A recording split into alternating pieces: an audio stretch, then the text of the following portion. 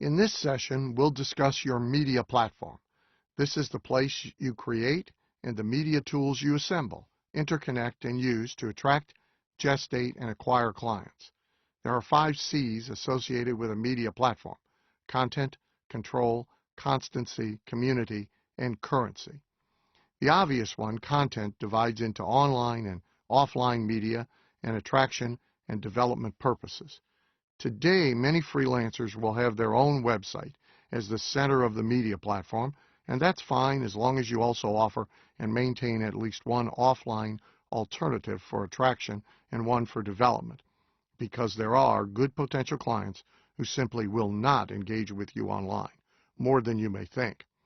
But staying with the website for a few minutes, this is your ideal media because it is expandable and malleable and free of per piece, per page, or per pound costs. It can be stocked with as much content as you care to produce. For attraction purposes, you may have several different, separate landing pages and entry portals that you drive different prospective clients to from different places. Their purposes are strictly to capture full contact information and possibly provide a little specifically relevant introductory information.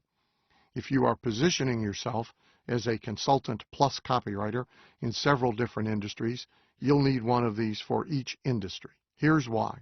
Nothing is more disappointing to a prospective client who owns a nutrition company and thinks he has found or heard from a copywriter who specializes in health, wellness, fitness, and nutrition copy than being sent to and arriving at a generic website, instantly revealing the copywriter as a genericist, writing for any sort of business or industry he might find work in. This is like planning a deep-sea treasure hunt for months, ferreting out what you believe to be an expert captain and crew with immense treasure hunt experience, arriving at the dock in their boat and seeing a big sign reading deep-sea fishing, treasure hunting, sightseeing, pirate cruises for kids, sunset harbor cruise, weddings, and other special occasions. Your confidence and enthusiasm dims instantly. Depending on the extent to which you play the specialist card, you may even want entirely separate multiple websites and media platforms, but you should at least have separate multiple landing page sites that serve to reassure the potential client of specific expertise and status before opening a door into your entire generic media platform. In any case, you want your own media site at the center of the universe of online and offline activity, not a Facebook site or LinkedIn site or other space inside someone else's universe. After all, Facebook's purpose is to perpetuate Facebook. Bringing someone to such a place every time you want to show them content or communicate with them is like having a booth in a gigantic swap meet full of distractions and competition. All online social media and all search engines, including Amazon, should be used to get a potential client and then move them to your own site, keep them there, and keep bringing them directly back to your place. The same thing is true for offline media.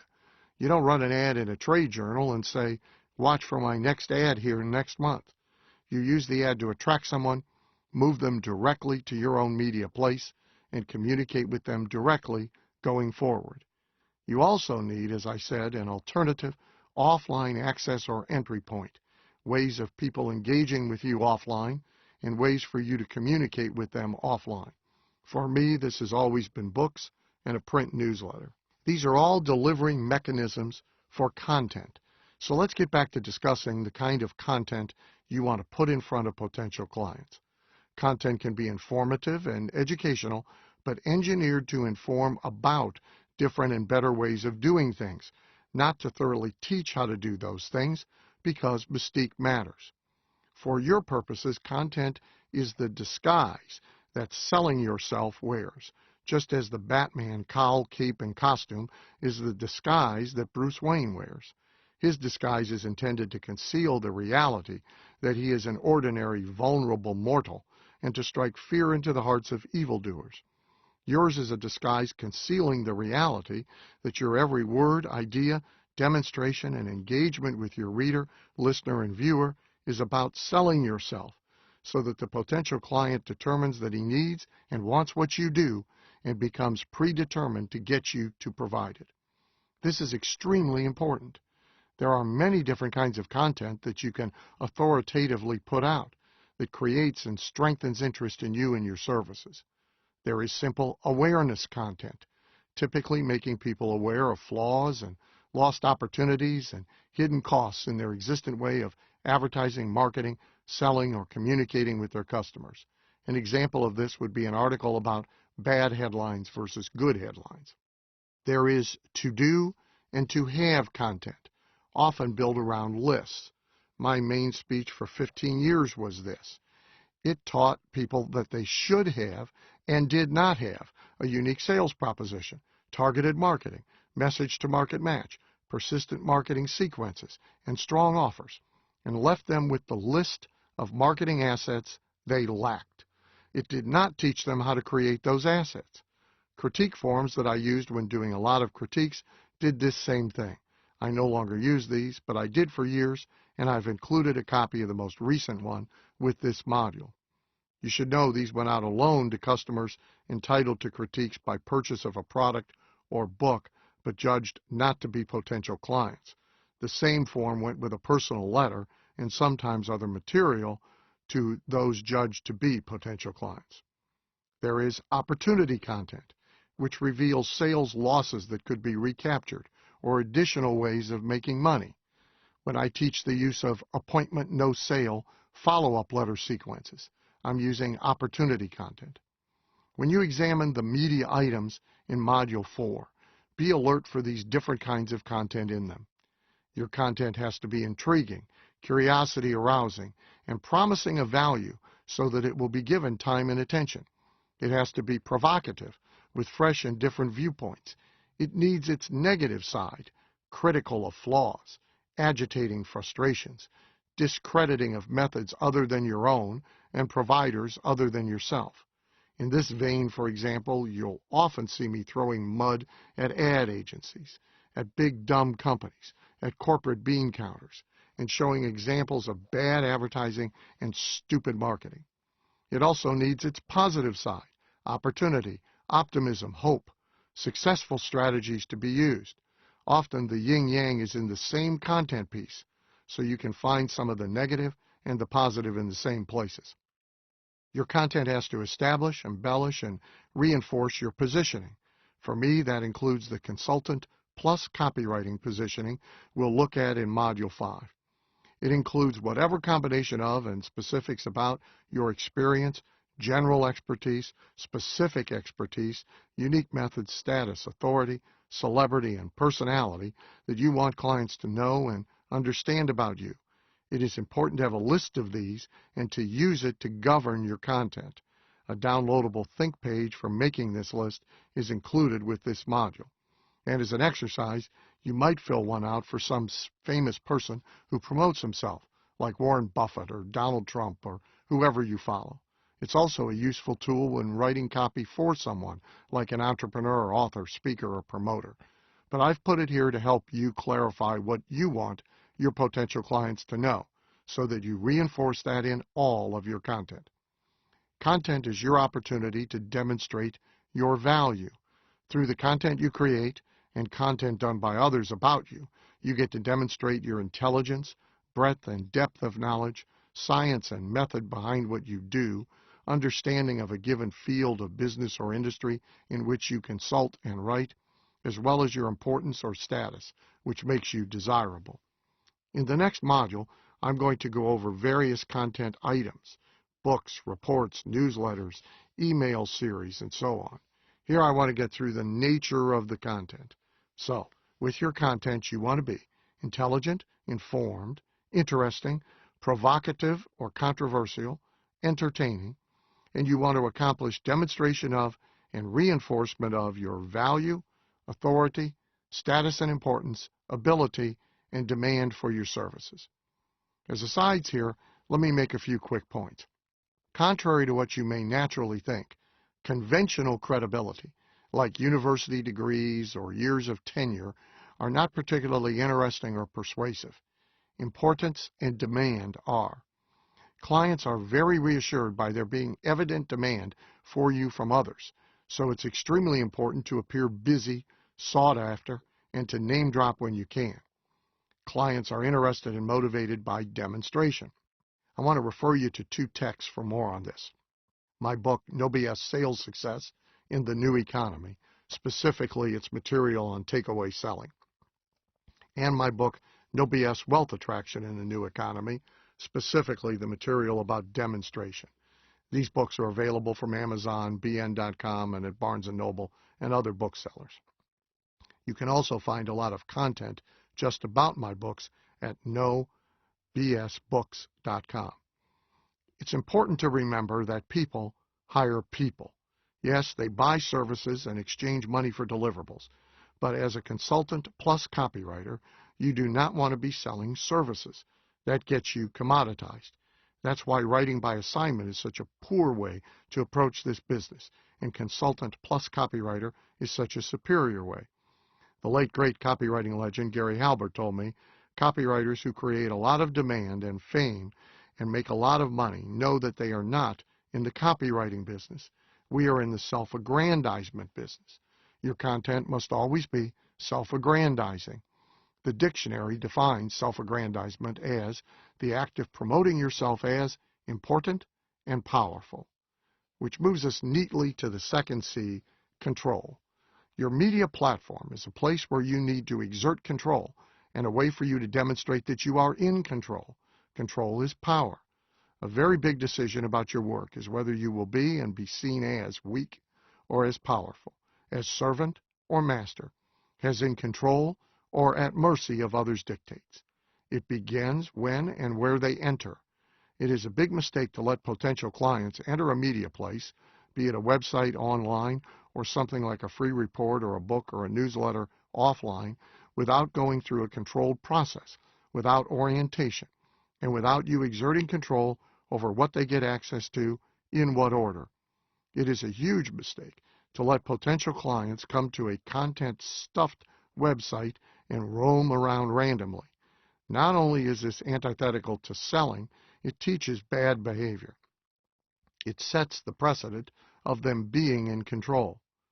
I have to, at this point, clarify something and invoke your dad's do as I say, not as I do admonition. I do not have a website of my own, nor do I manage or control any you may visit incorrectly thinking that they are mine. DanKennedy.com, GKIC.com, and NoBSBooks.com all belong to GKIC, not to me. They are there for GKIC's purposes as a publisher and as a membership association. I am a contract player, having sold my business interests and intellectual property rights. These sites would be structured differently and would have different content organized in different ways if their principal purpose was as my own media platform as a consultant plus copywriter. Having said that, GKIC itself is a platform for me, and a powerful one at that. It is the largest piece of my feeder system, and there is a lot to be learned from its site's functions. But when you see contradictions and differences in what they are doing and what I'm advising you to do, you need to know that different agendas are governing. So, a few important tips. You want people arriving at your site to have access to little or nothing without first identifying themselves and providing contact information. This is why you use a single or two-step landing page system, not wide open doors to everything. Without this, you do not have potential clients. You just have traffic.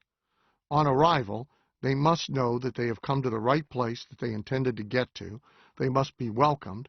They must have incentive to want to pass through the door into the treasure behind it. But they then must be required to provide whatever contact information you want. And I urge full contact info, not just email, and possibly additional qualifying information by questionnaire. If the incentive or incentives are compelling enough, legitimate potential clients will comply, and you will have begun with control. Next, you do not want anybody roaming about entirely at random by their whims. You want navigational paths and self-selection that reveal key interest to you and that make it reasonably efficient for the prospect to get the information he wants, but never permitting him to skip information you know he needs to have. For example, letting a potential client leap to a fee schedule skipping everything you need to accomplish to build value and predetermination is a very bad idea. Price shopping may be appropriate for an oil change, but not for selecting the best consultant plus copywriter. You should divide your content into some that anybody can have unrestricted, easy, and usually free access to, some that is behind doors for which a key is required or doled out in media that must be requested, whether free or paid, and some that is provided only after a potential client has stepped up and forward and begun a purposed conversation about retaining you. Ultimately, content plus control is, for you, about politely accommodating but discouraging the minnows and fishing for whales. It is instructive to look at what was once my business, now evolved into GKIC.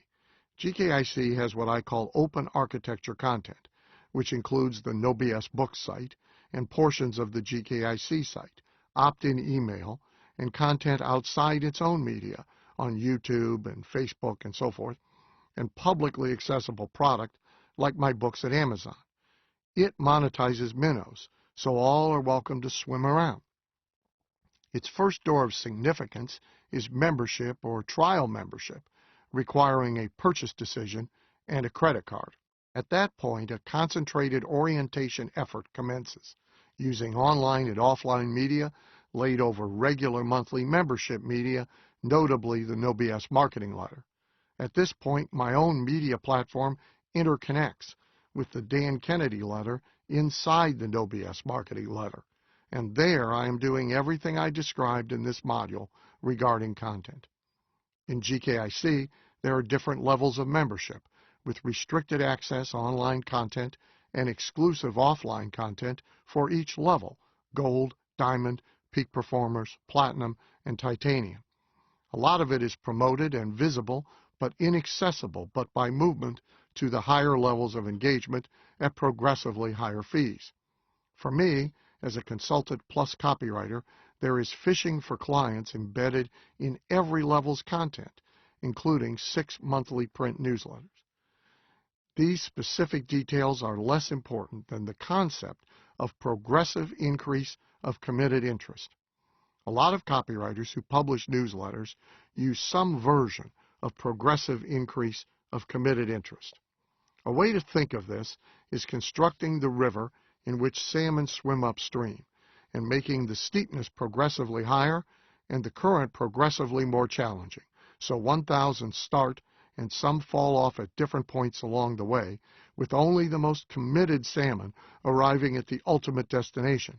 For you, the legitimate, qualified, desired clients arrive. All others fall by the wayside en route. The next C is constancy. If you are going to have a successful media platform, it will be robust, vibrant, and constantly updated and made timely and interesting, and it will reach out to its audience frequently and regularly. Relationships have rhythms of constancy. We have dinner somewhere with 2 particular friends once a week, most often on Friday night, nearly every week of the year. Oscar and Felix hosted poker night at their apartment on Thursday night every week. If you subscribe to a good newsletter, you learn to expect it about the same time every month and will begin looking for it daily if it is late. Some part of your media platform should include proactive outreach constancy. My media activity within GKIC's media platform includes a fax or email memo from me every Monday, every week, for members at diamond level or above, a regimen I started way back in the 1980s, then called Monday Memo. I haven't been without at least one monthly print newsletter going out since 1979. My first was aimed only into a small niche market, professional speakers, and it was titled Marketing Your Services. It fished for private clients for me as a consultant plus copywriter. It served its purpose then, but ended years ago, and you may be familiar with that title now attached to a different newsletter of mine for copywriters and consultants serving a different purpose. You also need frequency. Out of sight, out of mind. Only by showing up frequently can you be sure of being on a potential client's mind that fateful day when frustrations reach a boiling point, a new opportunity knocks, a gestational thought births action, and he decides to get the help of an outsider, a consultant plus copywriter. Frequency is a form of fence. If you only tend to fences every few months, you'll lose a lot of cattle. You want your gestating clients well fenced in, blocking poachers and guaranteeing those clients thinking only or first of you in every context related to what you do. For me, that's advertising, marketing, and business strategy in general, direct response copy for all media in specific. You can't show up too frequently unless you are boring and uninteresting or showing up in the wrong place. The foundation of constancy can be the websites and static as well as ever-changing content you maintain there and frequently drive people back to. Every return trip accelerates the overall pace of gestation and increases the likelihood of the gestating potential client deciding now is the time. I drive people on return trips into the GKIC sites with announcements in print newsletter, free resources offered in books, email notifications of new blog posts for Diamond Level members only, and GKIC drives return trips with online events like classes, videos, and webcasts. The fourth C is community. I consider this optional and caution it must be very carefully controlled. In an actual community, participants are encouraged to communicate with each other in online forums, directly, and when brought together at meetings and conferences. This is a business in and of itself. There are legal and financial liability risks attached to bringing people together. There are management issues, including having to expel badly behaving participants. What is less problematic and worth achieving is sense of community. If people feel that they belong to something, they are more likely to stay engaged with it and interested in it.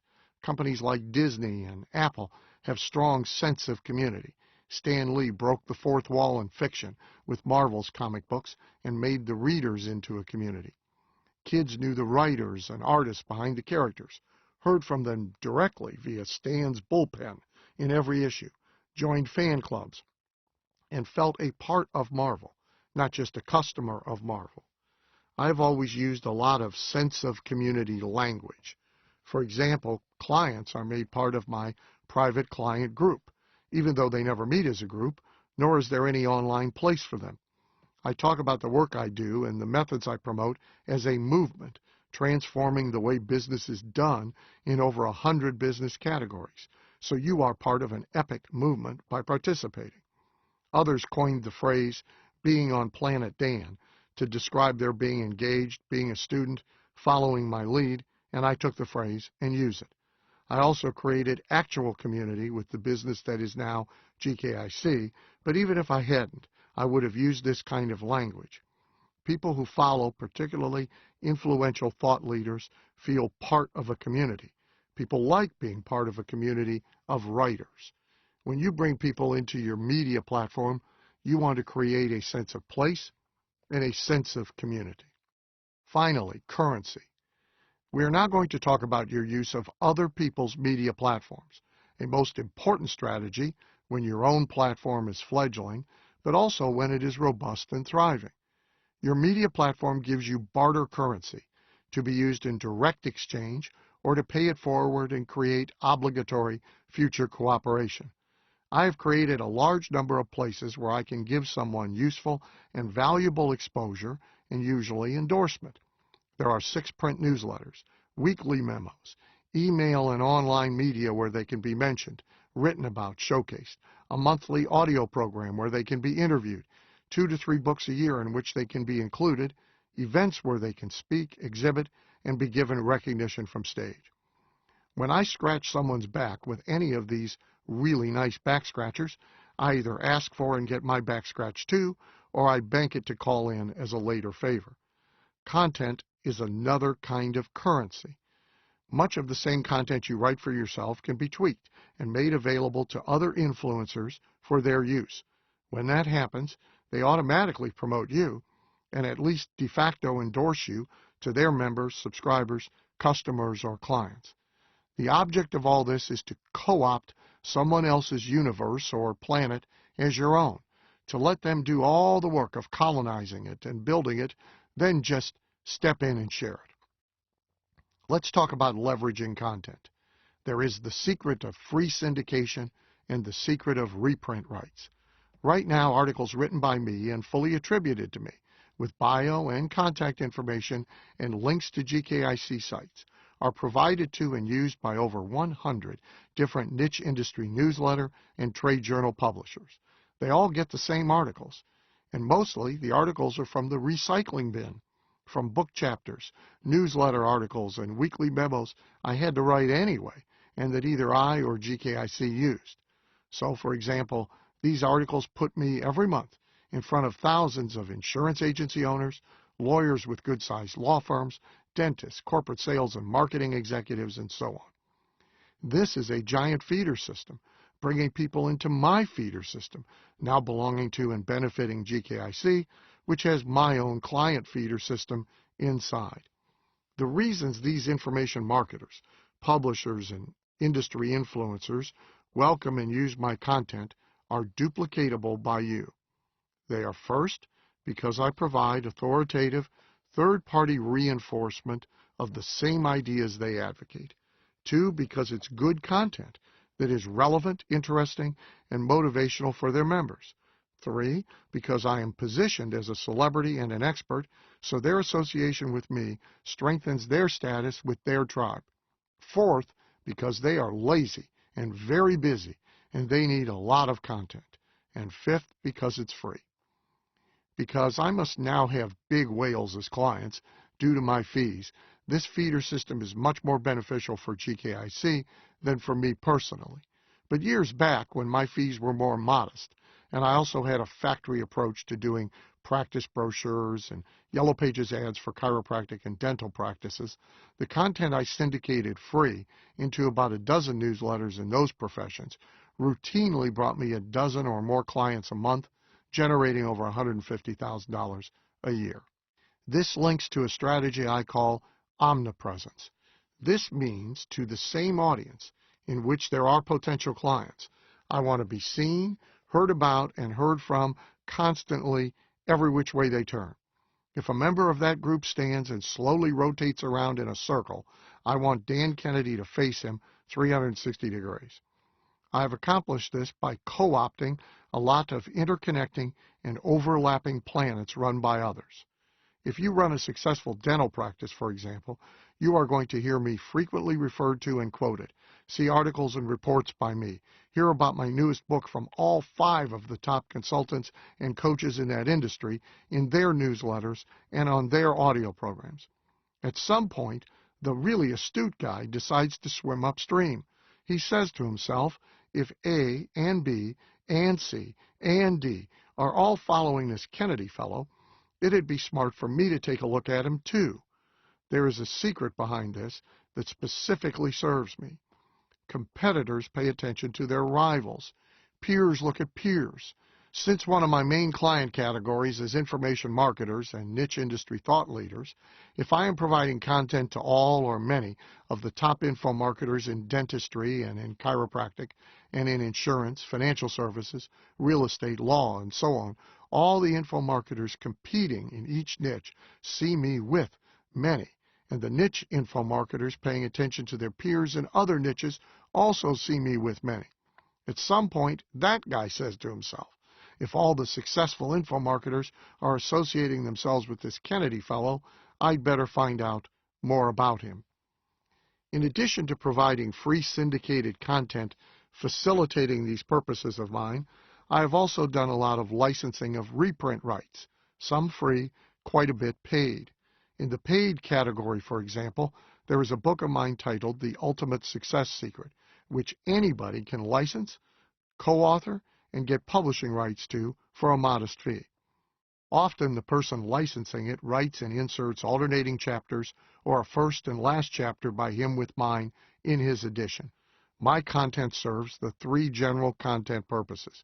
It reinforces his ideas, it lifts his status by the association, and it is relevant to his customers.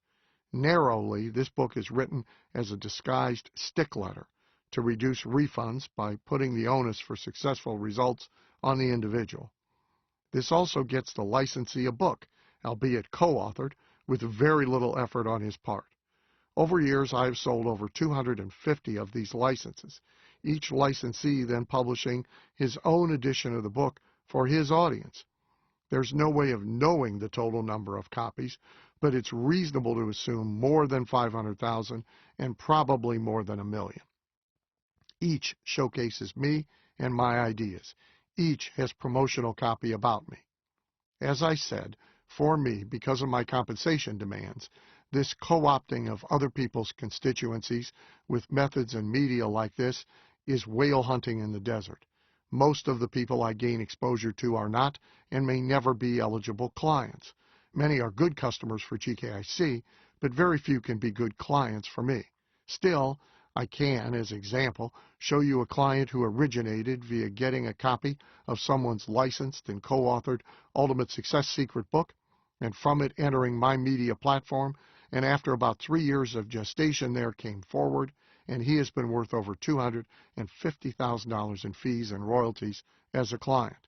If you can accept a wider range of clients and operate at a more accessible fee level than I do, you'll be whale hunting in small lakes instead of big deserts with this approach. Consider this. If right now you have no significant media platform of your own, thus no barter currency of that kind, you probably have time, and you undoubtedly have the ability to write content others with good media platforms, reaching audiences that include potential clients, will welcome free and be willing to use. You can buy your opportunities to whale hunt in their lakes with your content. Certainly, if you have nothing in your shop to write for cash, then you might as well busy yourself writing for currency to buy yourself whale hunting expeditions. If, on the other hand, you do have or you do develop your own robust media platform, you will be creating a lot of content for it, some of which can be repurposed to be content as currency, used to co-opt other people's universes and media platforms. I'll give you a couple other interesting examples of content and of media platform as currency, and then we'll wrap this module up. There's a conservative political organization called the Business and Media Institute, operated by the Media Research Center, a nonprofit organization. You can see it at mrc.org. BMI publishes its own and others' information and opinion content at its sites and to feed to all sorts of print, broadcast, and online media outlets. They have a relationship with just about every radio personality, show, and station in the conservative universe. For them, this is a feeder system for donors. Since my best readers, GKIC customers and clients, are conservative, and many conservatives are entrepreneurs, co-opting their universe and their media platform held a lot of promise for me. I did so by writing a weekly column for them for free and by making myself available about 8 hours a month to be interviewed on secondary market political talk radio programs about my columns, promoting BMI, but also able to promote my books and my website. They set up the interviews for me, no work on my part. This made my book publisher happy, cementing my opportunity to keep getting my next books published. It fed customers to GKIC, which, remember, supports my client feeder system, and it served as whale hunting in the desert for me, all by simply providing a free column to BMI. And incidentally, the relationship began with the editor at BMI being drawn into my media platform after being gifted a copy of one of my books by a peer. One other example, also related to books. In one of my recent books, I included a chapter written for the book by a marketing and sales guru to the P&C insurance industry, and more specifically to Allstate agents and brokers, Bill Goff. Bill's own universe is about 1,500 agents. The Allstate universe is about 8,000. By putting Bill in my book, I guaranteed its promotion to his universe via his newsletter, him giving copies to his coaching group, and him promoting it on his website. But Bill went further and used it to get the editor of the trade journal that goes to the entire Allstate universe to interview me for a feature article in that magazine. 2 feeder system events, bringing people to my media platform, 2 whale hunting expeditions. You don't have to have a book or books published by an established publisher to play this game. You can direct publish with Amazon and Amazon's Kindle. You can ebook publish by other means. You can pay to publish. I'll finish that explanation in the next module. Let's wrap up by backing up. Development of your own media platform provides a collection of important benefits. It is vital to consultant plus copywriter positioning in place of will write by assignment for food positioning. It is an integral part of a client feeder system, the place where clients can come, enter, develop, and mature. You do not get a complete, fully built-out media platform by blinking your eyes and clicking your heels, and shazam, there it is after a cloud of pink smoke clears. You build it brick by brick. In the next module, we'll look at specific media items. Then in the final module, talk about consultant plus copywriter positioning.